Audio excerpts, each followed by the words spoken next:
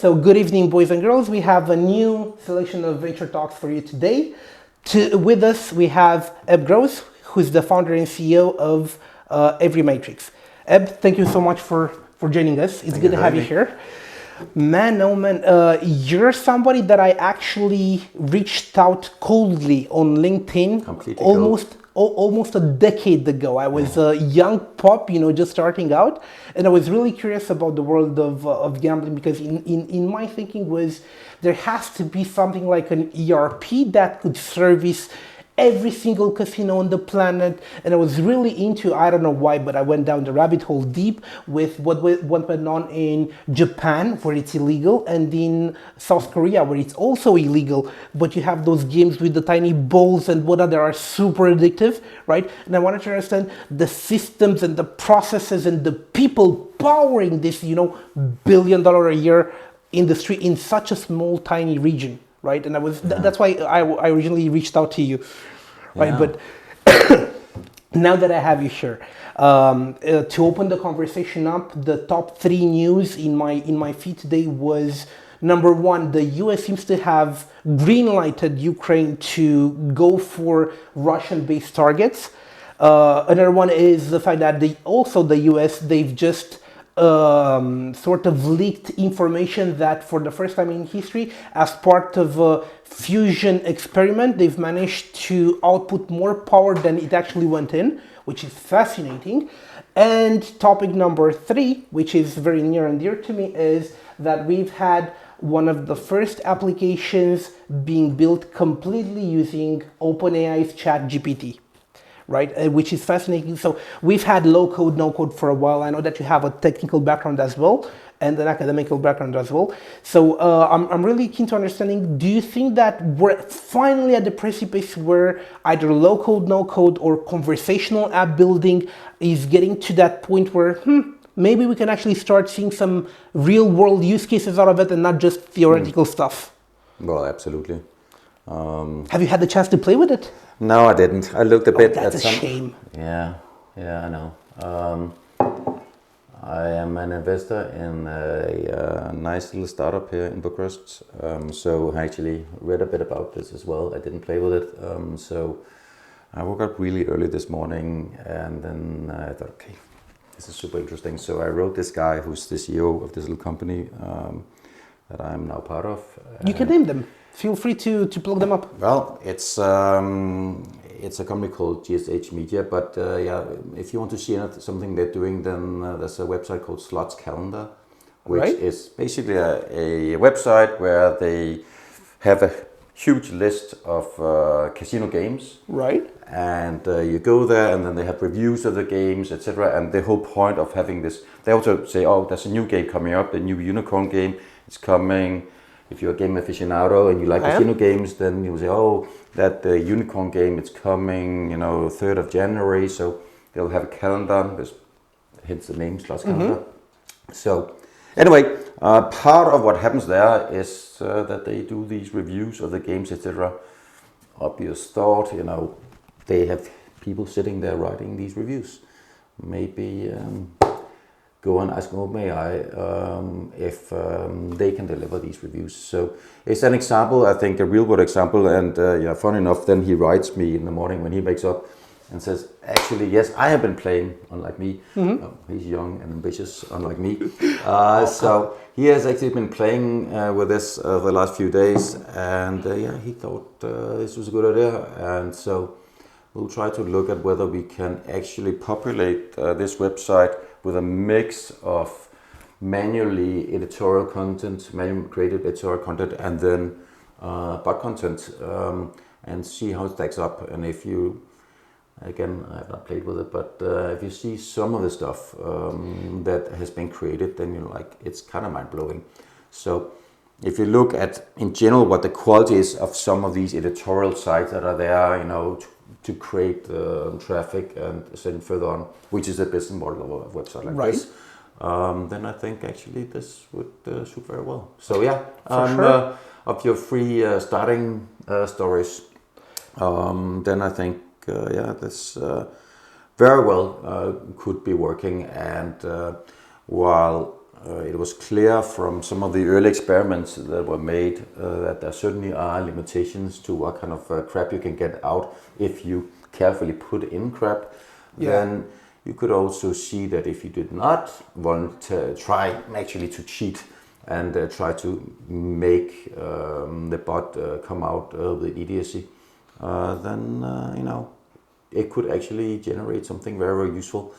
And I think of your three examples, I'm not sure which is the most mind-blowing and groundbreaking, but this is a very strong candidate. Look, it's early for everything. It's early to say what will happen with Ukraine and Russia. It's quite impossible to pin down when it comes to the world's energy crisis. What happened today, this morning, gives us a little bit of hope, but it's gonna be a long time before we actually see real world applications of it. And as far as the OpenAI system, chat system, that's really interesting. I've thought with it a lot. On one side, looking at having content generated for affiliate marketing, which is the model you were describing, as well. I was even looking into product descriptions for e-commerce. Just feed a set of attributes and then build iterate some SEO ready descriptions. And I've seen that the output is surprisingly good. I'm not big on fear mongering, so I don't think that this will replace either a programmer or a content writer or an editor anytime soon. However, if we are to draw a parallel between OpenAI's chat system and I'm not sure if you know low-code, no-code technology, which is essentially enables programmers more than business people to have a new way of writing code and pumping out applications, right? Because it's easier to just draw the process and then have code generated on top of that process. I think a simple parallel is translation. The quality of auto-translates. It is come very, very far in 5 years? Yes. So how often do you now, if you're somewhere, you are looking at a Hungarian website, as I was recently, no clue whatsoever. It says just hit a button and you can make sense of it. The quality of this is just very high. Now take that and add to it one more layer of running it through OpenAI, and suddenly you will have something that is also of decent literary quality. I mean, you can see a lot whether this will generate mass unemployment. What it will do is it will take away a lot of the boring stuff, let's say documentation for software. We have a program. How many developers want to now sit and write the API documentation? I did the API. Don't want to. Sure. You can see many applications, but it is super interesting. I want to bring the conversation a bit back to EveryMatrix because it's a really interesting model. You're in the space where I've toyed with for a while. I have a background in working with Sagi's group, so I have decent understanding of Playtika's model. You guys seem to sort of track the same thing, and at the same time, on the other side of the world, we have companies like Sunsoft out of Saudi Arabia, who's toying with the idea of, on one side, localizing games, not casino games necessarily, but localizing games for their market. But at the same time, they want to connect NFTs and having the marketplace, and this is all happening on the backbone of games such as Cantina Royale, which is a play-to-earn model game. How do you feel about this new advent of game combined with a different economical model? Well, I would say so far there is absolutely none of it that have worked as people have hoped. So absolutely, you have the whole social gaming sphere, which is Playtika is part of. So I'm part of a game. You're making as a company your money on people buying access to get it in, and it's tournaments based, it's gamification, it's social, etc. The crossover between that and what you could call more hardcore casino gaming, which is, I open, let's say sports betting, I'm placing a bet, right, completely standard, as you would expect, or I go to a roulette table, boom, completely standard, old-fashioned.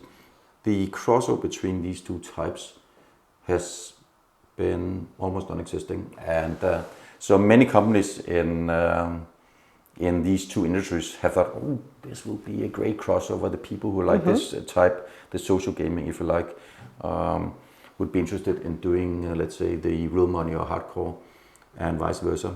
And by and large, it hasn't happened. And actually, speaking of Playtika, you mentioned three important news. Fourth today was Playtika announcing that they're cutting 15% of their staff, including many here in lovely Bucharest, where we're sitting right now. So, really, big companies. I mean, some even have successful large divisions doing both. And imagine that you're running a company with 5,000 staff, and you're highly profitable on the social gaming, and you're highly profitable on the hardcore gaming. Right. And you have there's both. no overlap. They are not managing to do it. But why is that? Because here's where it sort of gets rough for me to form on a deeper understanding, because I'm looking at the newer generation. So I'm looking at people born after 95 or even the 2000s, right? And for this generation, they do like games. They do like spending a ton of cash in games, not necessarily social games. So they are very much aware and happy to have a game of chance, less a game of skill. They like the mix between chance and skill as well, right? So these are areas that there's a company that made it big in the crypto space, working in the Philippines, if I remember right. The name escapes me, but it's essentially you get the character, right? You have some games of chance connected to that character that can level up, and then you have a game of skill where you have to fight against another character, and you can merge different characters and you level them up together, right? So it's the perfect mix between skill and chance. And this company has I think it has a market cap of 20 billion, if I remember right, something like that. But the name escapes me. So they have a token underlying, the entire platform that powers everything. That's the $20 billion market cap. This is actually who Cantina Real got inspired from, and Cantina is a game that was launched by a company close to me, and they today have I think they have a market cap of around 80 million, but it's something that was launched like in February, so it's the first game of a long list of games. And coming back to the point, I'm seeing this generational gap in the sense that older generations, they prefer the games of chance that happen within the casino. They don't really bet online that much, even if they have the option of doing so. And then we have these new millennial Gen Zs who are who have dispensable cash, and they make use of it, using games of chance as well as this. And we have I've played poker with a 19-year-old that kicked my ass and cleaned me out good, right? It was a brilliant kid. So there is this intersection between the generations and how they prefer to spend their cash. Yeah. And yet, just as you mentioned, if we look at it from a business perspective, they seem to be sort of isolated and not much overlap. Why is that? Yeah, I'm not so sure if it's a generational thing. But yeah, first of all, this is not really my expertise, of course.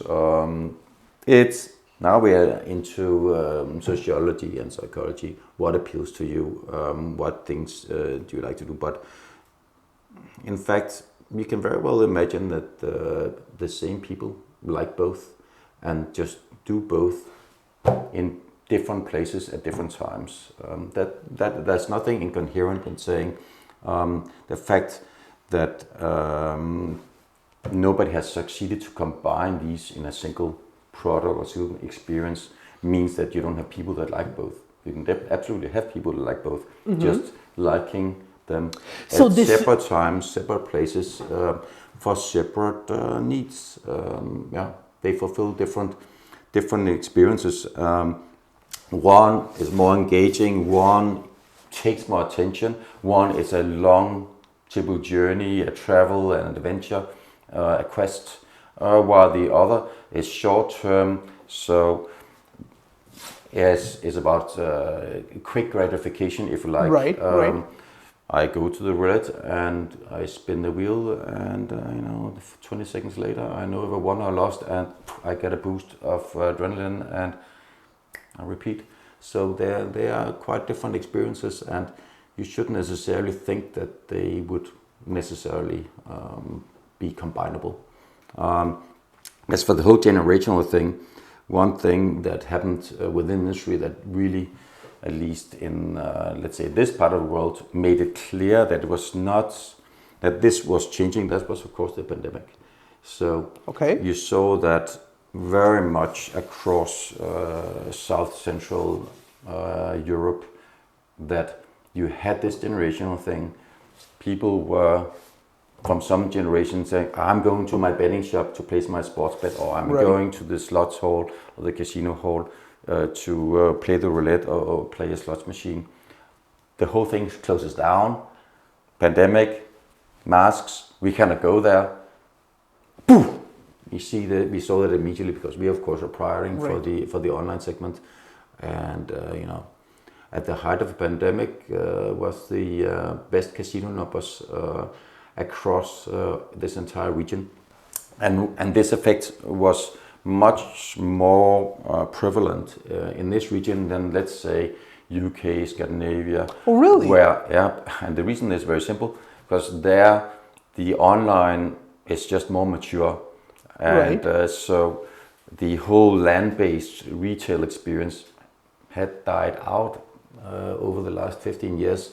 Also, for them, it was just a natural progression that was happening anyways. Yes, this had happened over a long period, while in other countries, Romania, Italy, Spain, Greece, it was a shock to the system, because there you still had that large part of the population that were used to the retail, land-based, physical experience. So, yeah. Is there such a fundamental difference between the real life experience of going into a casino and playing a game, either roulette or a card game, and having that experience digitally? Are there different neurotransmitters involved? You mentioned adrenaline, what else is going on there? Well, one of the things that the online guys, of course, are trying to do is to recreate that experience, recreate that feeling that you get, that rush, and then the tricky part, to create the same type of loyalty that you feel towards a land-based establishment where you are known and you get a special treatment. And is there a parallel between the offline treatment where you're maybe an MVP or you're a VIP and you get the champagne and people know you by your name? Exactly. And how do you actually get to emulate that in the online space where there is no champagne, the pretty girl at the entrance isn't there? It is one of the things that the industry is constantly trying to improve, and where the most innovation is happening, it's actually not on the games. Right. Rather, it is the personalization of the entire experience for the players. How much neuroscience is involved in there? I would say quite a bit.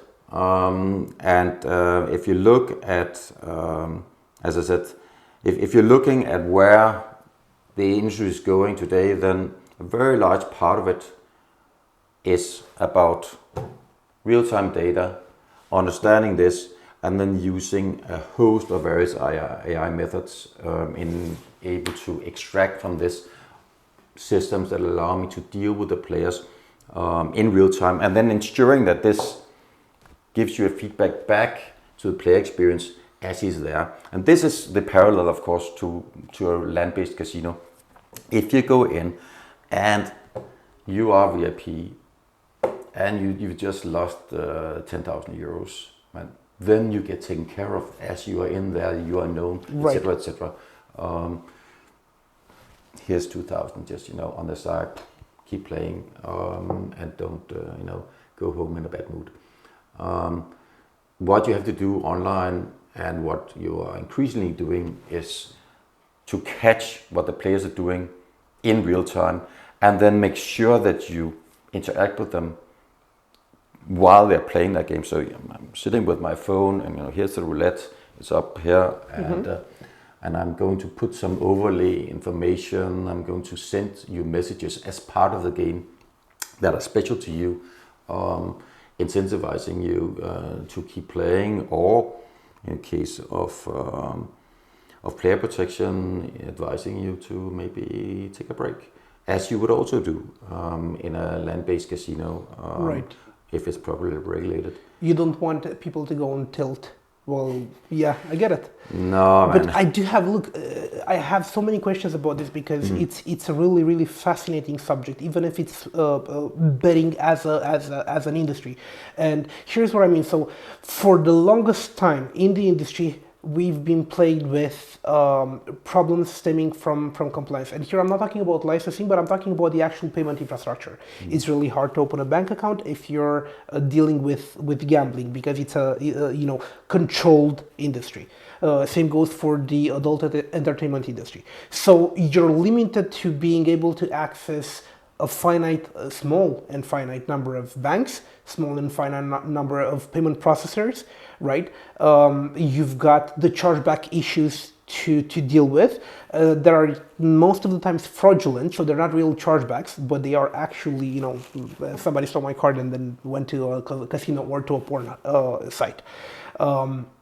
And we have all of these issues, and at first glance, I was looking at this with, with my baby eyes, and I was thinking, all right, so what could solve this? Oh, I know, cryptocurrencies, right? So why not put together a crypto payments processor? That's how we actually open Paybill. Let's put together a crypto payments processor that is censorship proof, right? And we can make sure that, people who are part of, constricted industries, they no longer have these headaches. And it wasn't actually working right. And I was looking at the biggest players in the biggest companies in online gambling, and they weren't biting. It wasn't as I thought it would be. It wasn't the solution that everybody needed. And I'm wondering why, because it seems to be the perfect match, at first glance at least. Yeah. The first thing to say is, actually, these payment problems, they're real, but they're manageable. And it's one of the things that... What do you mean manageable? They are coming at a cost. They're manageable because, yes, they come at a cost.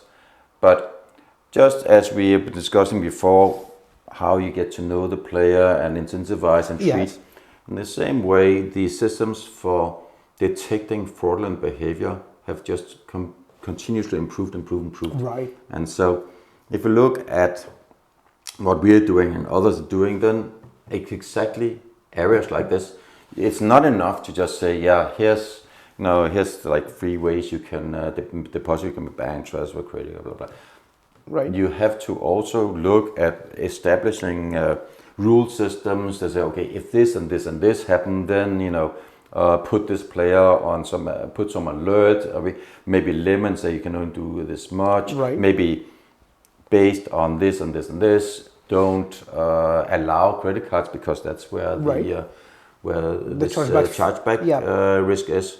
So that, but for me, look, I wasn't making this available for the guys that are operating the system, Right. allows them, as I said, to manage the risk and make it into just part of the business cost. And if it's a predictable small share of their total cost is they lose a small bit Right. on fraud, and let's say this is they are paying 2% on their transactions plus another 2% that they're losing on fraud, Right. then overall they'll be good. So this is one area where this is going. Just sophisticated systems to deal with this.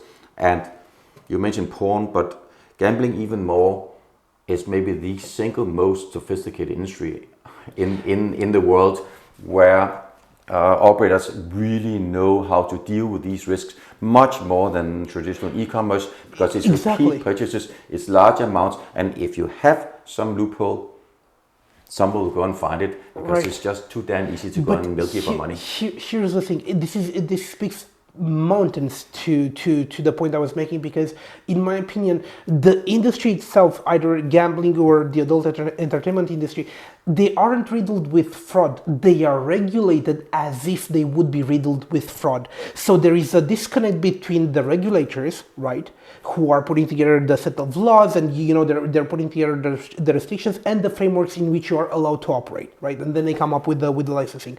There is a disconnect between them understanding how fraud actually happens within these restricted Yeah. industries, and then the actual regulations, because fraud isn't such a big issue in porn or in gambling. It's a tiny, minute fraction. However, the entire industry is regulated as if the vast majority of the users would be prone to fraud, right? This is where the disconnect happens for me, and it's not really natural because it only happens with porn and gambling. It doesn't happen with other investment vehicles. It doesn't happen with the housing market. You have no restrictions, no breaks on any of these other verticals, and yet porn and gambling, which are deeply inside every human's nature, we act as if, hey, that's where fraudsters live, Yeah. which is far from truth.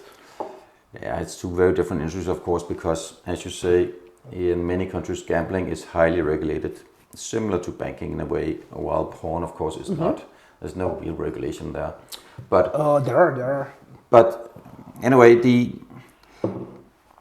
most of the reason for why there are no problems is, if you like, self-regulation, and it's one of the big debates within the industry I'm in now is how to align the fact that businesses do a lot of things to avoid the same problems as the regulators want them to do. Right. So over-regulation happens when you're regulating on something that actually the industry themselves are managing on their own. To the extent that they are doing it anyway, then it's not such a big problem. Right. So it's more when the regulator fails to grasp the nature of the industry and imposes restrictions that are not really in the interest of player protection nor of the businesses that they are regulating. That's where you run into problems. But yeah, it's an interesting thing to observe from my point of view, because we are provider to businesses all over the world. So the actual regulators are extremely different from, let's say, an American regulator to, let's say, Romania, where we are now, or Denmark, where I'm from. Completely different systems. You mentioned before some of the problems on fraud. So in Denmark, for instance, these issues are tiny. Why? Because every single person in Denmark has a unique online ID. And with this, you are universally recognized. There's no chance for you to come and say, oh, I want to charge back, etc. Right. There's no chance for you to mask yourself. Everything is completely transparent and known, and every single transaction goes into a central server operated by the regulator. So they have a view of what you're doing, not only on this website, but on that, and so on. So they can make their own judgment calls on player behavior across all the operators. So much more sophisticated one that is in Romania, which again actually is much more sophisticated than this in the US, which is entirely old school and a regulation built for a land-based industry 50 years old. Right. Yeah. So yeah, very different environments and very different approaches, and one you as a business, whether you're a software provider as I am, or you're an operator, let's say 888 or whatever, some big operator that is in many jurisdictions that they have to deal with and come to terms with. Right, but here's the thing, because this points to a new issue. When you tend to regulate without having a deep understanding of the actual industry and the risks involved within the industry, you tend to overcorrect, right? And when you overcorrect, you push people forcibly into gray zones. So what's going on in South Korea, for example? Gambling is illegal. You are not allowed to do it, to the best of my recollection. So they've invented this point game with the tiny beads, right? And you have to win beads, and then you can grab the beads and convert them into cash or goods. But it's the mechanics are still 100% gambling. Same goes for how the US regulates online betting and sports betting, which is illegal. You have to go through either bookies in the offline space or go for fantasy football leagues, what was it called? Fantasy Kings or something like that. DraftKings. Right, DraftKings, yeah. So it forces you to create these new ways of doing essentially the same thing, and everybody knows it, including the regulators who are responsible for this. So it's this pendulum that consistently swings, and it overcorrects, and it never finds a balance. And I think it's a universal problem of all regulation. You criminalize drugs and you create a secondary market which is unregulated and has its own problems. And the same thing for gambling. And yeah, you can have good arguments both ways. In US, indeed, what they had was this fantasy sports, which was a perverse form of doing sports betting. Then after 2 decades of having this, 10 years ago they started regulating and allowing proper sports betting.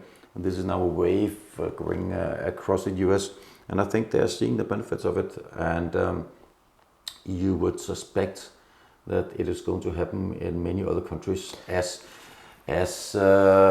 governments get more comfortable with the fact that you can actually have a legal, safe gambling if you have proper regulation for advertising, for player protection, checking for players that get into abuse, essentially. Right.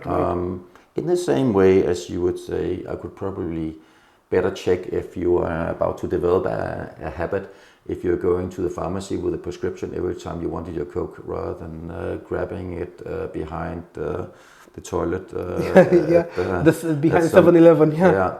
So, yeah, there are pros and cons, of course, but yeah, in general, I would say, I think it's a good example of a industry where you benefit from a real regulated, safe environment, and I think you can copy it to. It's not just that. It's look, we can't really put restrictions surrounding human nature.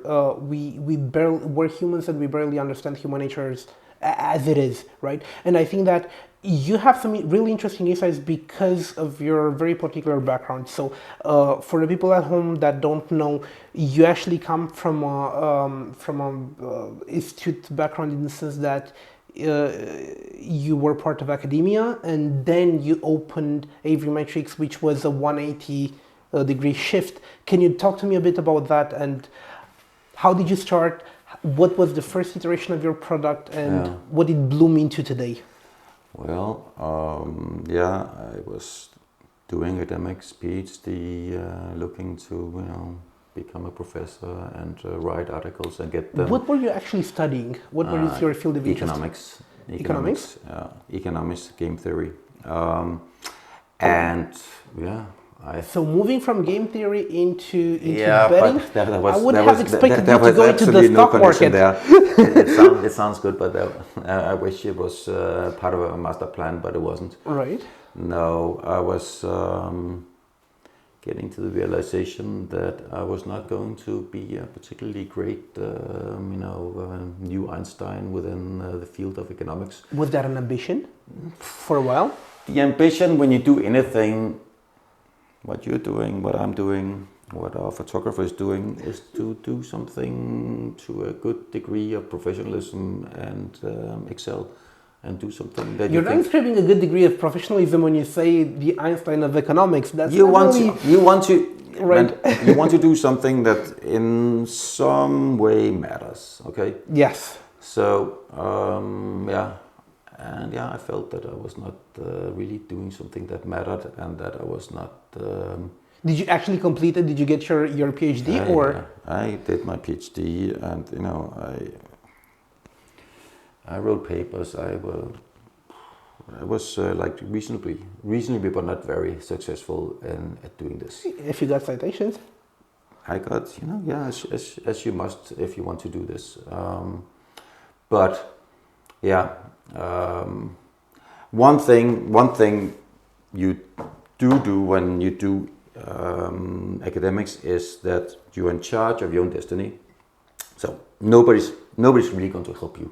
If you want to do PhD, or you want to get a postdoc, or if you want to get a professorship somewhere, it's really up to you. You must deliver something, and I mean, nepotism can maybe get you some ways, but by and large, you must be able to put up or shut up. And if you don't have the product, you're not going to get your paper accepted in a recognized referee journal.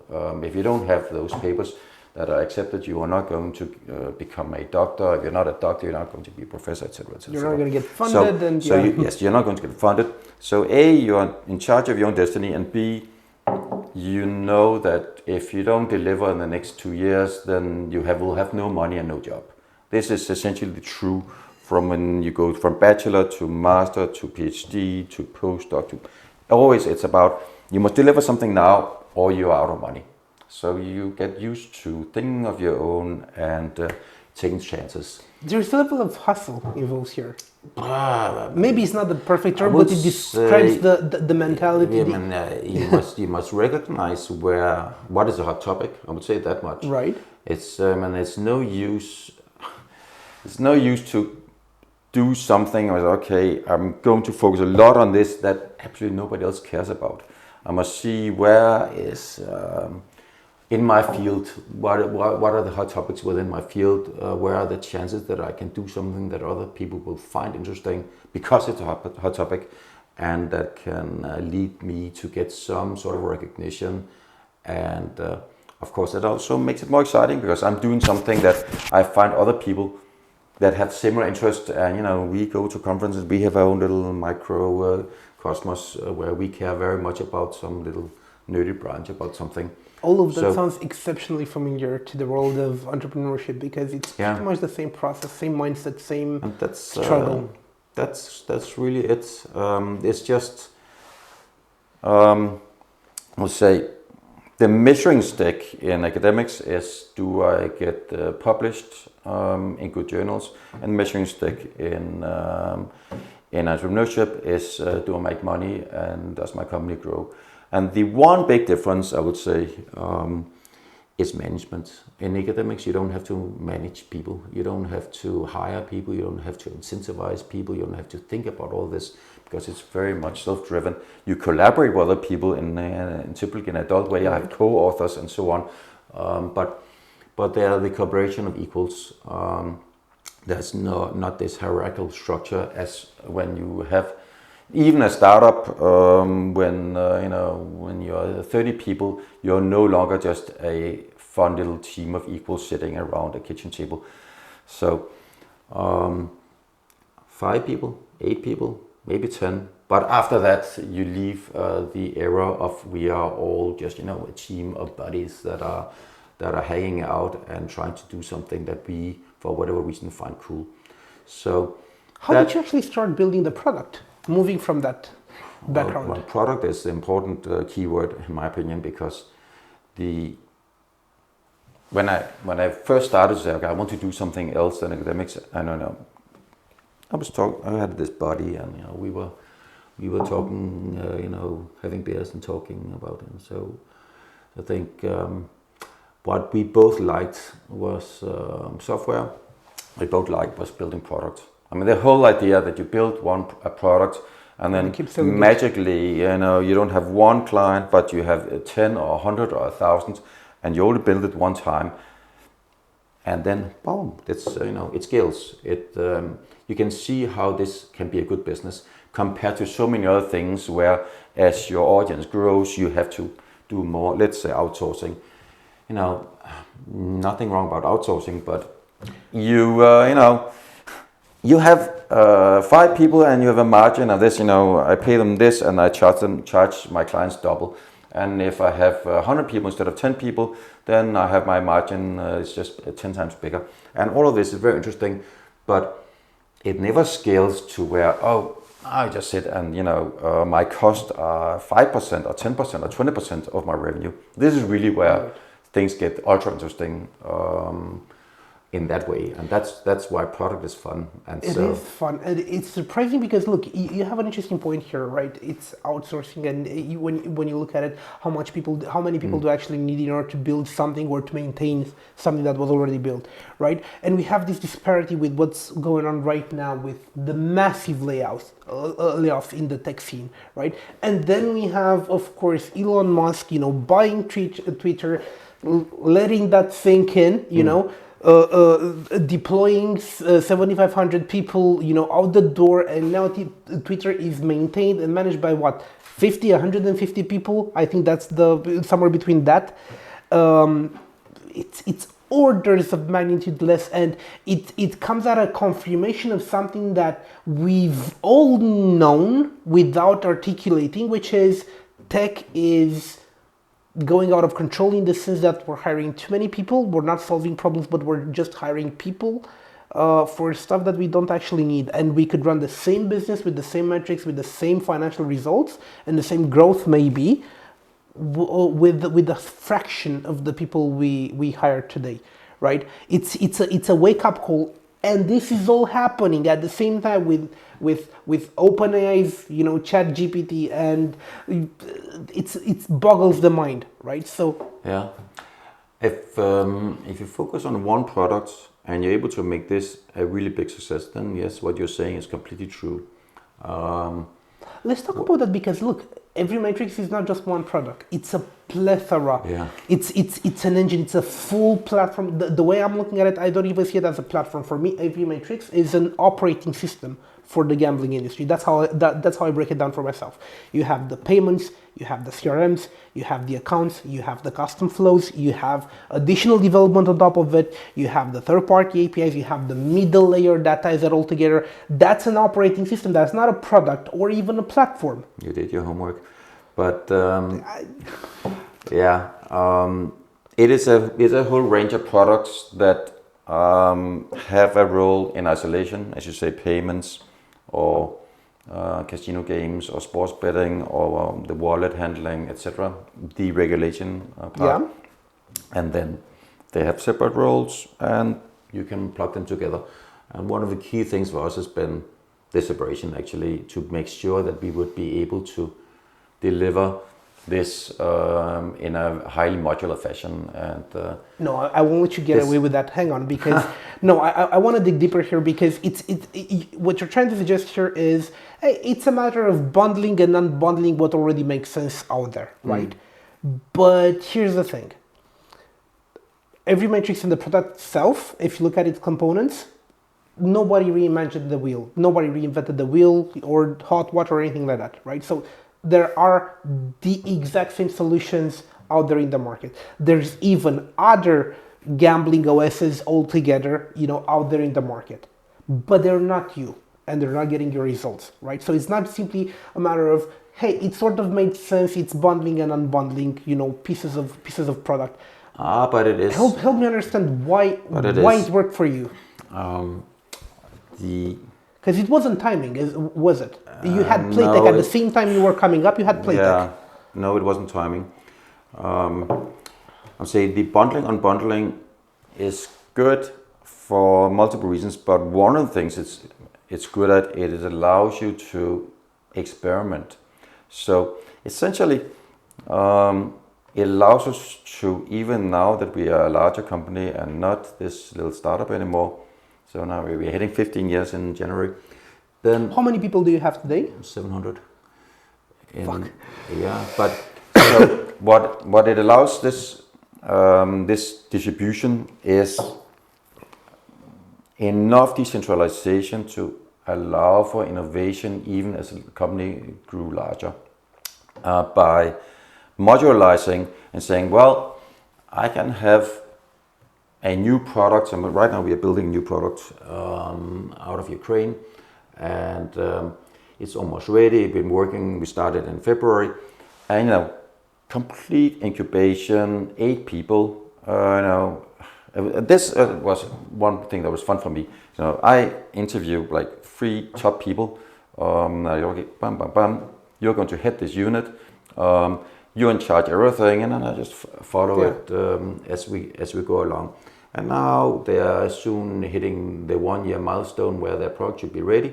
Every single week I go to the demo zone. Anyway, the whole point is based on having other products and other things that actually work and generate revenue, and make sure that the entire company is profitable and so on. We can still have this or other units that are completely loss-making. These now I think they're getting to maybe 10 people in this little unit, but of course pure cost for us. And if it then fails, then it's okay, because we can fund it out of the other products. But if on the other hand it works, then it's one more Lego brick to add to your set. And then you come to me and say, all right, you need this, and I'll here are my Lego bricks. And before maybe this one piece we would have to find from another company. Now I say, well, actually we have this as well now here, and we'll bolt this on. So this the modularity allows you to do constant innovation if your entities are small enough to be entrepreneurial on their own, and to themselves come up with new things, and are managed with people that know more about this than I do or other people in our group management would do, but we have enough faith in that they would be able to come up with great stuff there. Here's what it breaks down for me with everything you've just pieced together. So your role as a founder and as a leader in a company like this changes drastically from year to year, from segment to segment, right? On one side, you need to be a product person, a product-oriented person. Then you have to be a client-oriented person, which are two different things. Then you need to be a technical leader. Then you need to be a people leader as a whole, right? And you need to create processes and maybe procedures in order to make sure that the values you've put forth are trickling down in the right way. And then you have to be an economics major, not necessarily a PhD, but you need to look at the P&L and make sense of it, right? And then you need to be a good business developer, because you have to sell it, you have to type partnerships with other people. You also have to be a military guy and understand, hang on, my flank is open, I need somebody here, right? I need to protect my ass, or else, you know, I'm open to a I don't know, maybe a bad acquisition or something like that. So balancing all of this out as a leader is difficult enough, but then you come with the pressure from the market that says, guess what? You've made your money, you had your good run, but if you don't keep up, if you don't continuously innovate and reinvent and think of new stuff, you're going to get left behind. So then you circle back to being a product guy, right? And what you've just described with having a division open in Ukraine, interview a whole bunch of people, I'm going to get 1 or 2 guys, and then have them run the show for a bit. We're going to experiment for a year, see what comes out of it, throw it at the clients, see what lands, what sticks, what works, what doesn't. In the world, especially in this segment of our backyard, Romania, Hungary, Poland not so much, but them included, Ukraine, we're lacking product people because we haven't built especially consumer products for that long, and we don't have the right mindsets, because Romanians were still coming from a services background. Same goes for Ukraine, who are just now becoming digital, leaving aside the war with and it's impossible to transfer the knowledge that comes with your experience. It's impossible for that to trickle down. How do you balance? All right, so here's what I would do in your position, and I also need to grow, to help you grow as a professional. So you need to make your own mistakes. How do you keep quiet when you see somebody doing that? It's like raising kids, more or less. First of all, I'm not particularly good at keeping quiet, but no, I would. It's about when you develop a certain trust in people, and if the more trust you have, the more you shut up and let people just get on with it. But I would say in general, I think you're right that there's a lack of willingness to try to build products in Romania, where we have an office here, in Ukraine as well. How many people do you have in Romania? 300, a bit more. All right, so let's riddle me this. How do you grow product people in Romania? Because if you're going to recruit, you're probably going to get people from banking or from other games who, are lacking some stuff. A lot is homegrown, surprisingly much. You'd be surprised how many people actually started in our support team and end up as product owners. It shows an abundance of talent, I would say, which is great, and it's always a blessing when you see these people that grow. They understand things, they care about them, and they get the chance, and they. What about that fundamental discipline? Because look, you said product owners, and I caught that on, right? It's a huge difference between a product owner and a product person, well-rounded product person. Because here's the thing: if you want to have a person that has the ability, capacity, and willingness to build a product, you're describing an entrepreneur. In order to have that ability, you need to master technical, go-to-market, strategy, and financials. And you need to be convincing in all of them. Yeah, very right. And so how do you hire the unhireable, essentially? Yes, that is impossible. Just can't be done. And I have... So what's the halfway point then? No, you just can't. It is very, very hard to hire an entrepreneur. And why? Because if you are an entrepreneur, then you're not applying for my job. Yeah. That's just the fact. But maybe what's more interesting is how do you get more entrepreneurs? I mean, you're so right in saying that. But what you have to learn is this skill set, which is the 360 skill set, where you grasp the essentials of every single dimension of your business. And really the best way to do it, and my best opinion, is to get started and just do it. I mean, it's one of the few company logos and slogans I really embrace is Nike's just do it. There is nothing to be afraid of in understanding a legal document or a P&L or what an API is or what it is to go to do a sales meeting. None of these things are scary, like none of them. And so if you have the curiosity to learn it, I mean, it's not like you have to learn Chinese and neuroscience and nuclear physics. This is okay. You don't have to go to law school to understand the basics of law. You don't have to go to business school to understand the basics of business. You don't have to go to study computer science to understand the basic there. But what you must have is some ability to assimilate new ideas and new concepts, listen, and put in enough effort for you to be able to speak comfortably with experts there. And once you're doing this in a small business, so when my first company, which is not EveryMatrix, was tiny, I mean, we're 2 people, and then you get 3 and you get 4. So since I was CEO, I was handling all of these things. We didn't have a legal team, and we didn't have an HR team, we didn't have this and this and this. So I had to do it, and that is something, those first 2-3 years of running a small company, which is not funded, which is very important. Because once you are funded, then your investors will just tell you, we don't want you, CEO, to worry about legal. We have money, so use a legal advisor, and you should not worry about HR because you should hire HR person.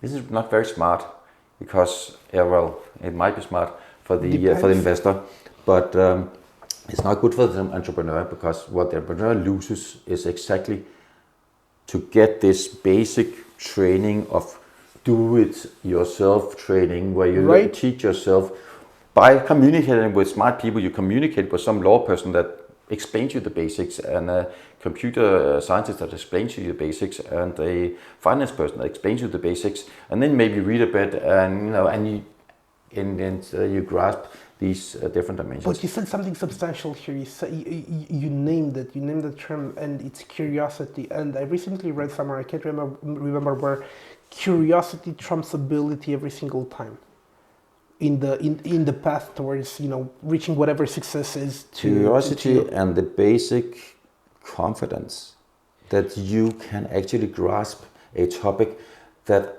millions of other people can grasp. I mean, people who study law are not like superhuman. You too can understand the basics of a contract or an options contract or your articles of association in your company or whatever it is, the submission you have to do to the authorities for registering your company, etc., etc. Right.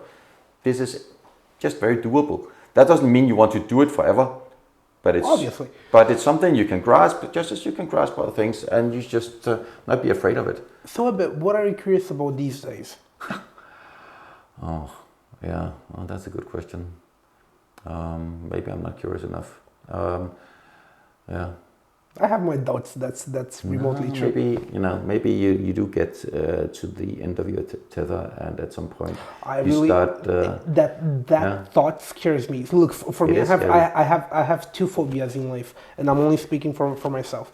Number one would be the comfort room. Every time I get comfortable, I need to reboot my life completely. I can't have comfort in my life. Knowing what today will look like is one of the scariest thoughts I have, right? Next to something bad happening to the family or something like that. And after that, not being curious, that's really scary. Does it happen? Do you get less curious as you move on? I will at least say that you have to make sure that you allow yourself space to do it. If you don't do that, then of course you'll not stand a chance. If you're not forced by economics factors, I mean, the company is doing well and we are making money, so it's not like I must innovate or I must be curious. Right. So that's the first thing. I've lost it's not like when it's a startup, you don't have a choice, right? Yeah. You just must. So I don't have the must from external pressure. Plus, there's a lot of pressure on you when your company becomes larger of doing many, many things. So if you really want to stay curious, and then you must make time for it. Yeah, you must allow time for it. You must create a space for it, and whether that's doable or not is a good question. But I'm sorry, but I still won't accept the answer that I'm not as curious as I used to be. And here is why: because it doesn't really fit your personality based on what we've discussed so far. So you've reinvented yourself quite a number of times. You left academia and now you ended up in gambling, and not ended up and trying some things. You've been at it for 15 years successfully, right? There was nothing drawing you to Romania, particularly coming from their market, and that you chose to come here and to open EveryMatrix here, as a proving ground. There was nothing sending you to Ukraine. The price parity wasn't so big. The risks involved were significant.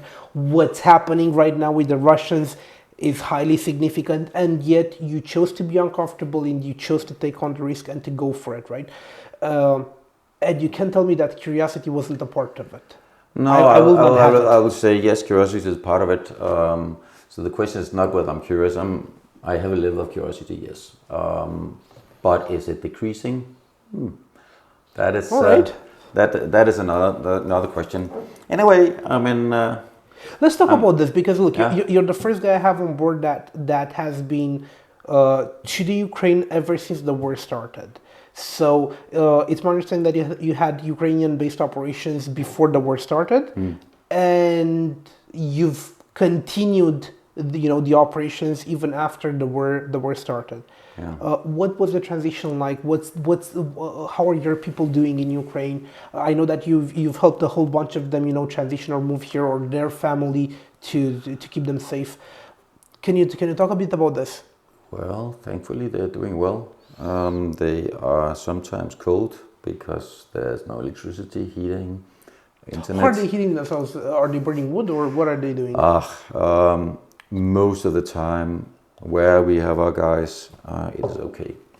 Most of the time, but yeah, these strikes, they are working, and they are removing electricity and heating, and it is not necessarily comfortable.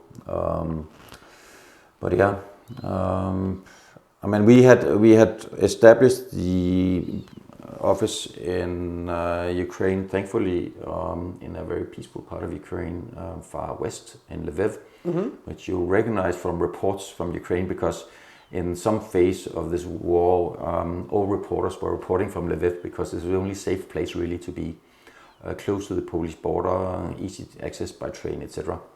Anyway, by some stroke of luck, and because it's a fantastic city, which I highly recommend visiting, we established ourselves there, far, far away from where the conflict really was. So yeah, there's been a lot of uncertainty and fears, commercial fears, personal fears, absolutely. People you care about, people you work with, personal friends that you develop over all that time. Fear that my flat in Lviv would be taken over by some Russian colonel who would live in my beautiful penthouse and smoking cheap Russian cigarettes and destroying my carpet.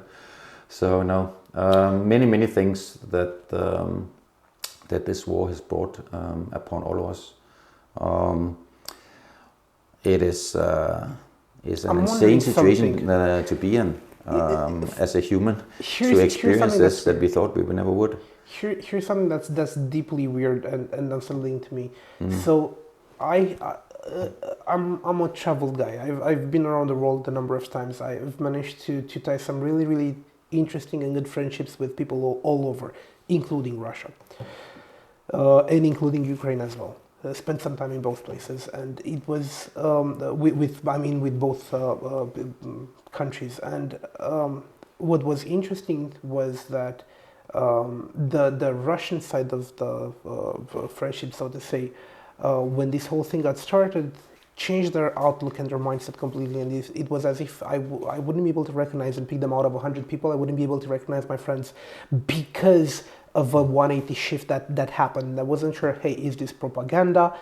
Am I under propaganda, which I know to be there to some extent, right? And it's so weird to see what's essentially brother against brother, neighbor against neighbor, right? In a day and age where we thought we're beyond this, and we've left the old adage behind, but it hasn't happened yet, and we're seeing massive suffering, and I think we're gonna see suffering on both sides, and it's not a stretch of the imagination to think that the suffering will expand to neighbors as well.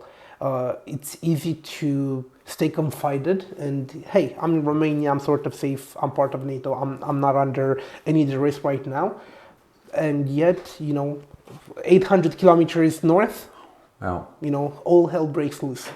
Yeah, I'm extremely convinced that the Ukrainian fight is also our fight, and that we have to contribute in many different ways to help Ukraine win this victory that they need. I'm sorry, but for me, I don't believe in winning the war, because I don't think that Ukraine can win, and I don't think Russia can win either. So in this war particularly, there are no winners. Well, you can look at the maps and you will see the borders moving, and the guys who are moving the border in the right directions are currently the winners. So no, I don't agree about that. And if you look at wars historically, then they normally, most of the time, end with a winner and a loser that concedes, and borders get drawn accordingly. And this is what I think will happen here. But much suffering ahead of us, unfortunately, on both sides. I think on all sides, because it's hard to pinpoint what will happen. So I'm not an advocate for Russia.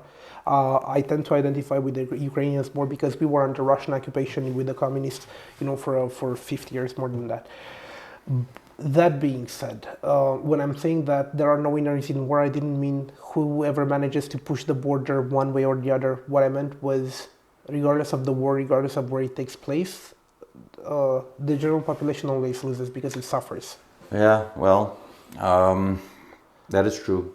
However, ask the Ukraine population, and they will tell you that they absolutely aim to become the winners of this. They seem determined Yeah. to protect their family and their homes quite well. And like I can't help but feel deeply for them, because in their position I think I would feel the same, and I would do the same. This is the personal experience that this war brings to me and to others that are not Ukrainians. But when you establish relations there and when you travel there during the war, you cannot help but at least appreciate part of what they are appreciating, part of what they are experiencing.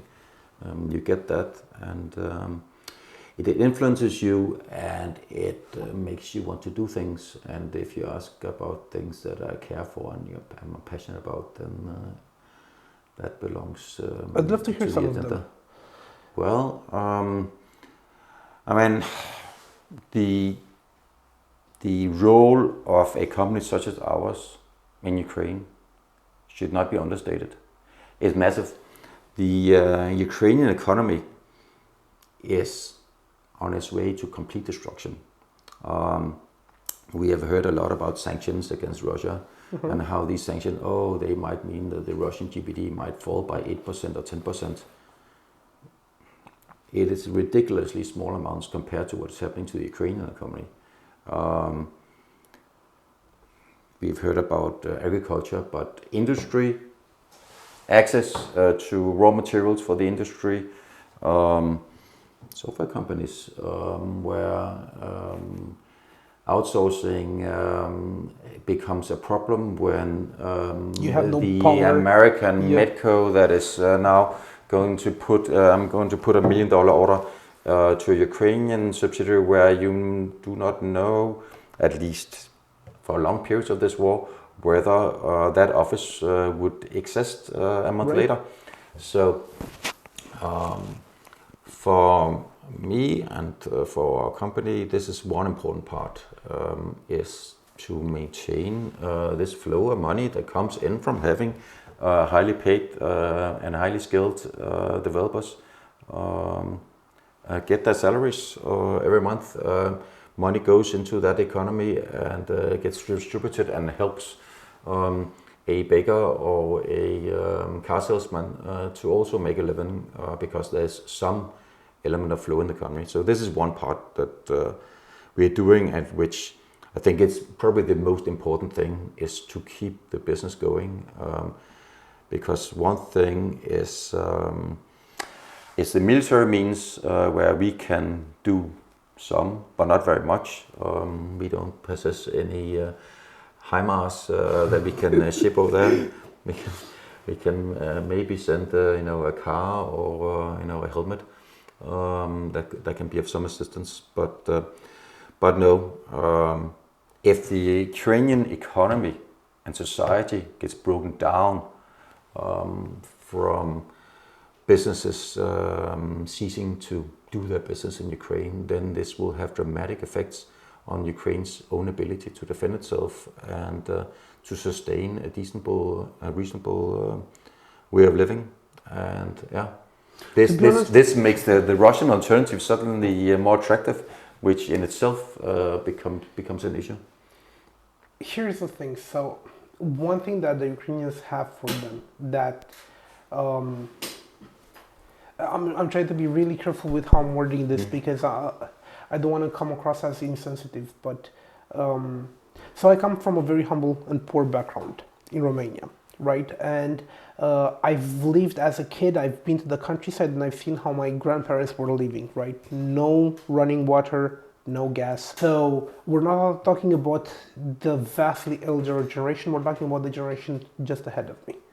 Right, so people in their 40s who know how to do this, who know how to hunt, who know how to raise some chickens, right, who know how to be self-sufficient, even if it's just, just existing and just maintaining some level of life, subsisting, as it's called. Ukraine right now, they've seen huge economical growth over the past 15 years, especially over the past 30 years, but the past 15 years, especially just like we did in Romania, right? We were a bit more advanced because of the European Union and NATO connection, and they were a bit more secluded, but the access to technology and to travel to some extent really shaped the younger generation, right? And the new industries when it comes to manufacturing outside of the Soviet space, and computer science, software, affiliate marketing, which was quite big, everything that happened in Ukraine that gave them this new level of unprecedented development and quality of life and standard of living, right? And if we are to take all of that aside, I have it's my impression that people will find a way to make it work. And if the Ukrainians I spoke to, my friends, no matter how desperate the situation get, a good buddy of mine had his building, actual home, bombarded to pieces. It no longer exists, and he's still paying interest, and he's still paying the bank for a building that no longer exists. So with all of this happening, they know that no matter how bad things get, we can always, 1 hectare of land somewhere in the countryside, get a couple of chickens, some ducks, we'll make it work. I think it's that mindset that keeps them going on. Yeah. I would not be able to survive with a chicken and a piece of land. And I think if I look at a senior developer in my company in Ukraine, I think many of them would struggle with their chicken and their piece of land. And I think your background helps you maybe appreciate more this ability to sustain a living on the bare minimum. What gives me hope, just to complete my view, what gives me hope is the fact that they still have humor, right? And this is not just because Zelensky was a comedian, or the interview he just did that was on Netflix, and that good joke he did with NATO hasn't come yet. I'm not sure if you know. Do you know the joke? No? No. So Zelensky did an interview with a famous US TV personality, right? And it's out on Netflix. Just appeared a few days ago. The interview was hosted in Kiev, deep underground in one of the subway stations, and once every few minutes you would see subways passing by, and they had to sort of stop the interview as it was happening. It was really cool, really interesting setup, never before seen. In the middle of the conversation, when the subject was more and more painful, Zelensky stopped and said, "You know what? Let's diffuse the situation. Let me tell you a joke about the war with Russia." And he says, for Zelensky, when he opened the joke, I thought, "Oh, you shouldn't have started with that." The joke is very simple. Two Jews meet each other. The first Jew to the second Jew, "So hey, how's life? How's it going?" And the second Jew goes, "Oh, you don't know. We have a huge war. Russia's fighting with NATO." "Oh no, what's going on?" "Well, 70,000 dead, civilian casualties, military equipment, personnel lost on all sides. It's impossible, incredible damages and losses." And the first Jew goes to the second, "Oh my God, what about NATO?" "Oh, NATO hasn't arrived here yet." So their ability to make fun of what goes on is deeply rooted into these both Romanian and Ukrainian nationalities, because even when we were under communist occupation and we had secret services running around, like 1 in 5 people were part of the services, and they were blaming and whatever. People still had jokes. So no matter how bad the situation got, as long as they had humor and they had the ability to poke fun at the worst thing happening to them, it humanized the situation and make it less stingy, hurt less.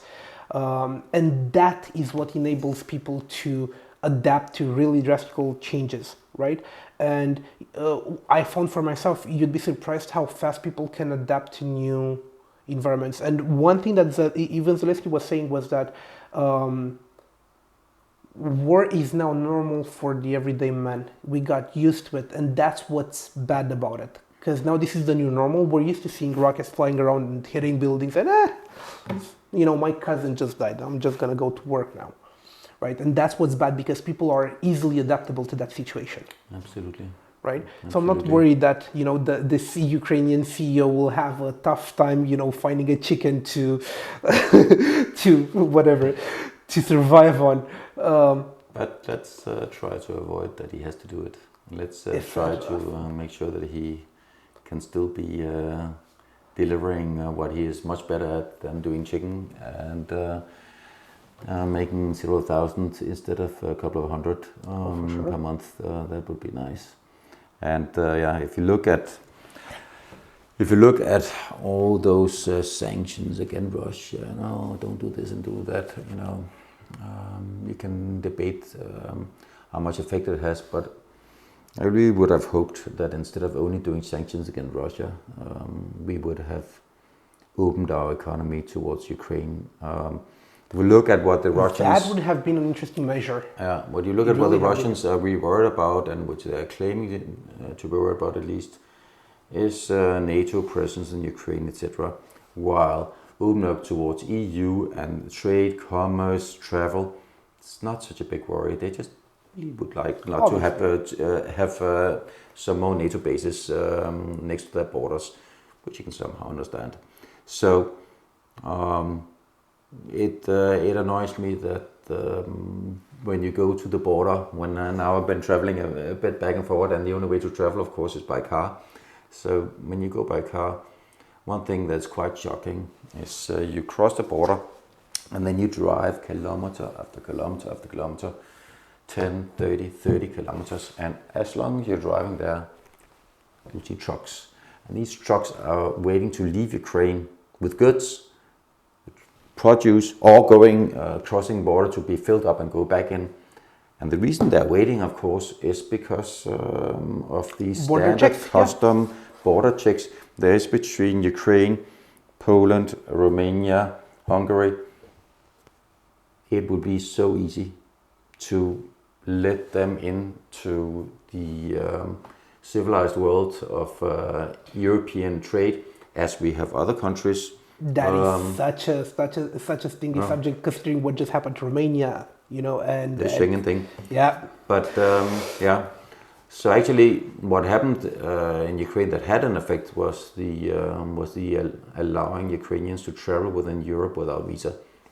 It just shows the effect was enormous. This happened after we established ourselves in Ukraine, so I saw the effect firsthand. So Lviv, where we have an office there, with this cute little airport, brand new airport built for the Polish-Ukrainian Euros. Okay, so there's this airport, very beautiful airport, never any planes. I mean, once per day there's the plane to Kiev and that's it. Now you change this to allow Ukrainians to travel into EU without a visa. Immediately, an enormous growth in travel comes out of it, and this goes both ways. Suddenly you get tourism into something that used to be only a purely national tourism treasure, the beautiful city of Lviv. People flying in from other countries, business is getting started, businessmen be able to come and go, being able to make a business and have your colleagues to also come and visit without having to apply 3 months in advance. You want to have a meeting in Berlin, Amsterdam, or Bucharest, they can come. So a small thing in a way, but massive effect, and so much more can be done in that way. It's more than that, because with war, fortunes are being made by private citizens, businesses, and what I'm not talking about. The war profiteering that goes on with every single war. What I'm talking about is opportunists coming in, looking at the vast situation as a problem to be fixed, a problem to be solved, whether it's logistics, whether it's services, whether it's goods, right? Whether it's new manufacturing facilities and whatnot.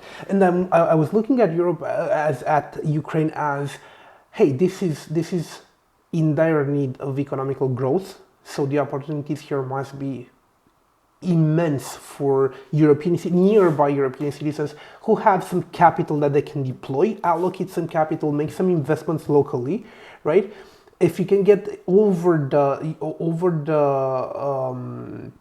psychological understanding that, hey, maybe my investment is going to go up in flame because of a Russian ICBM or something like that.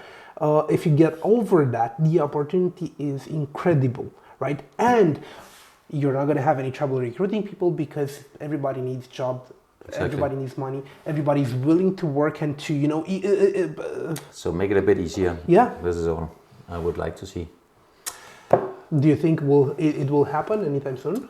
I